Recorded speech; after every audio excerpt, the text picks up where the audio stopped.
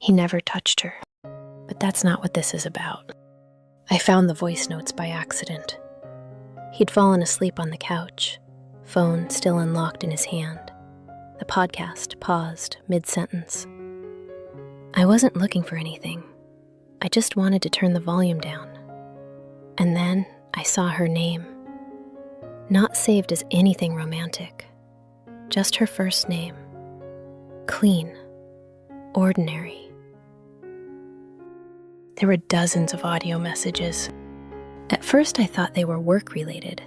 He manages people, mentors, advises. It made sense. But the timestamps told a different story. 12:47 a.m., 1:13 a.m., 12:02 a.m., the hour when our house is supposed to be quiet and shared. The hour we used to whisper about nothing important. I pressed play. His voice was softer than I'd heard it in years. He was talking about his childhood, about feeling overlooked, about how he sometimes feels like he disappoints everyone. He laughed in that low, vulnerable way he used to laugh with me, the kind that meant he felt safe. I didn't recognize that version of him anymore. The messages weren't flirtatious. That almost would have been easier. They were intimate in a quieter way, thoughtful, slow. He asked how she was really doing. He told her he admired how she handled pressure. He said he felt understood when they talked. He hasn't said that to me in a long time. He didn't cheat. That's the sentence I keep repeating. But I listened to my husband tell another woman things he stopped telling me. At 1 a.m., when our house was dark and I was asleep 10 feet away. His voice wasn't casual, it was careful, soft in a way that felt protected. He told her he felt misunderstood sometimes, that he didn't always know how to be strong. He asked if she ever felt invisible in her own life. I didn't know he felt invisible. I thought we were just tired, busy, growing older. I didn't realize he was growing closer to someone else in the quiet hours we used to share. There were no hearts, no promises, no plans to meet, just voice notes that carried pieces of him I thought belonged to us. I keep telling myself it wasn't an affair, but something left our marriage and found a new place to rest. I put the phone back exactly where it was. I didn't wake him. I didn't confront him. I just stood there in the living room, watching him sleep, trying to reconcile the man on the couch with the voice I'd just heard. It wasn't betrayal in the way people expect. No hotel receipts, no secret dinners, no lipstick on collars. Just conversations that didn't include me. And what unsettled me most wasn't jealousy. It was realization. Somewhere along the way, he decided I wasn't the safest place for his fears anymore. I replayed the messages the next day while he was at work. I wanted to find something inappropriate, something I could point to and say, "There, that's the line." But the line wasn't visible. It was gradual, emotional, almost polite. He sounded lighter with her. With me, he sounds functional. I keep asking myself when that shift happened. Was it after my promotion, when I started coming home exhausted? Was it after his father got sick, and I focused on logistics instead of feelings? Or did we both quietly stop asking deeper questions because routine felt easier? I don't know if this is what people mean when they talk about emotional affairs. The word feels dramatic, but the absence I feel is real.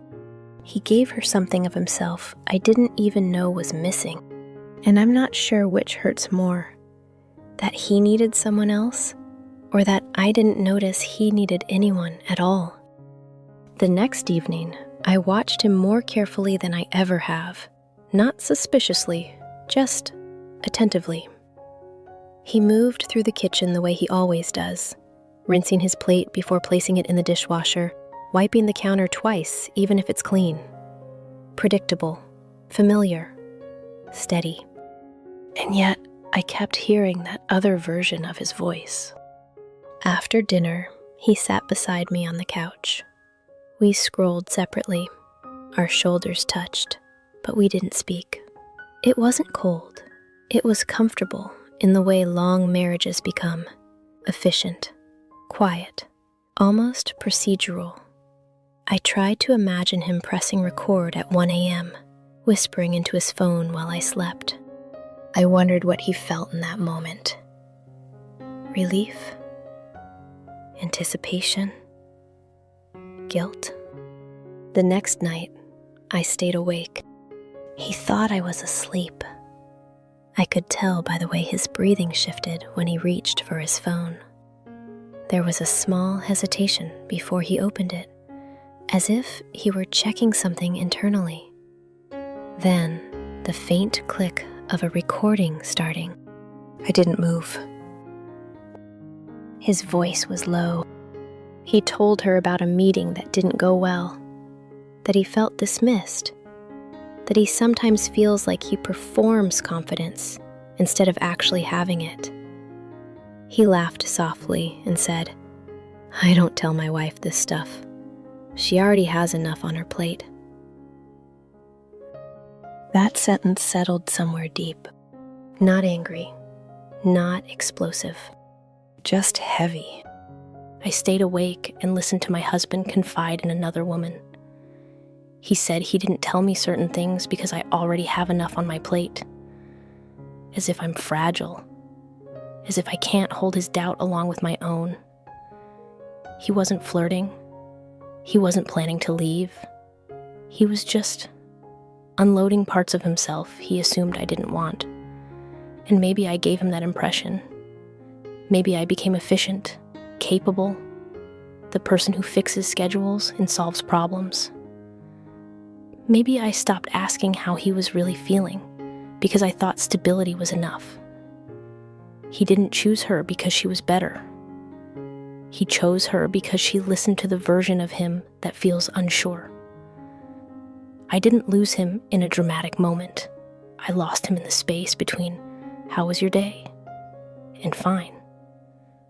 The next morning, he kissed my forehead before leaving for work, the same way he has for years, habitual, gentle. I studied his face, trying to see if there was any sign of secrecy.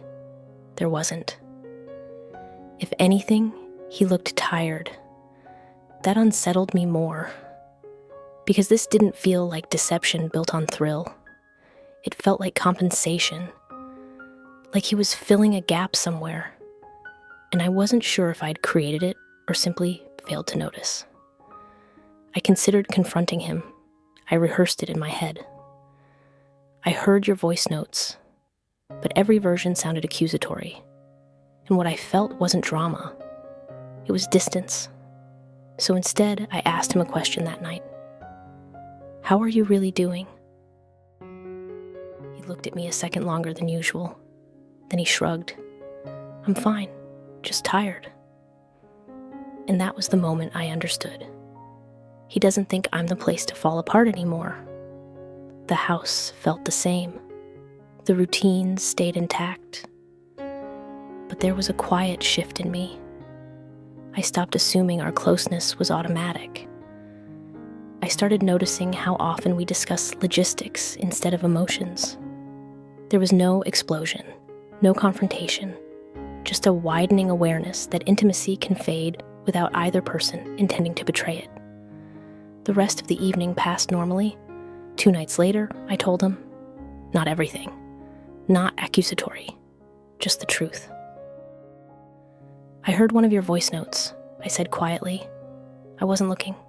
It just happened. He didn't deny it. He didn't look angry. He looked exposed. As if I'd opened a door he forgot he'd left unlocked. For a moment, neither of us spoke.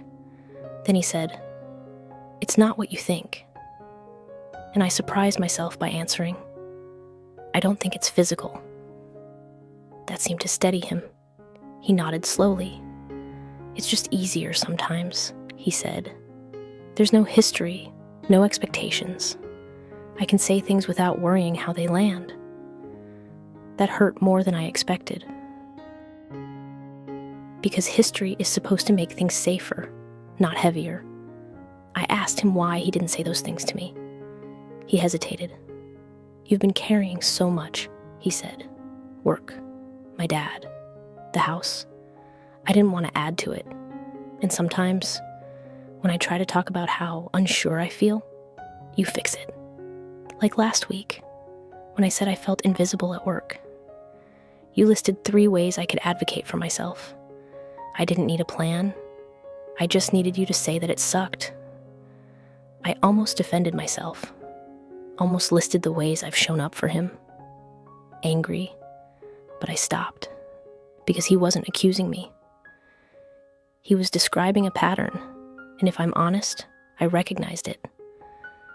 Somewhere along the way, I became the stable one, the capable one, the one who fixes instead of listens. It wasn't intentional.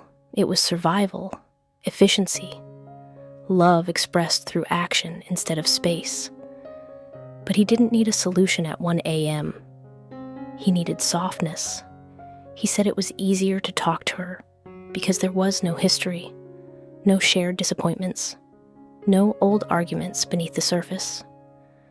With her, he could speak without worrying how his words would echo later. With me, every sentence carries context, memory, weight. And I realized something uncomfortable. I've been loving him through competence, through managing, through anticipating problems before they arrive. I thought stability was intimacy. But intimacy isn't just reliability, it's permission. Permission to be uncertain, to be unimpressive, to say, "I don't feel strong today," without someone trying to fix it. He didn't look for romance. He looked for relief. And somewhere along the way, I stopped offering that. We didn't solve everything that night. There was no dramatic promise to cut contact, no sweeping declarations. But he said he understood why it hurt me, and I told him I understood why he went looking for something softer. The next evening, he didn't send a voice note. Instead, he sat at the edge of our bed and said, "Can I tell you something I'm not good at?" It was awkward at first, halting. I had to stop myself from interrupting with solutions. I just listened. It wasn't profound. He talked about feeling average at work, about worrying he's not as impressive as people assume, about missing the version of himself who used to take risks. I didn't fix it. I just said, "I'm glad you told me." And for the first time in months, his shoulders lowered. I don't know what happens next. Trust isn't repaired in one conversation, and emotional distance doesn't disappear because it's acknowledged. But I do know this. He didn't almost lose me because he touched someone else. He almost lost me because we both assumed familiarity was enough to protect closeness. And it isn't. Sometimes the most dangerous shift in a marriage isn't dramatic. It's subtle. It's the quiet decision to protect your vulnerability somewhere safer. I'm not angry anymore. I'm attentive. And that feels like the beginning of something more honest than what we had before.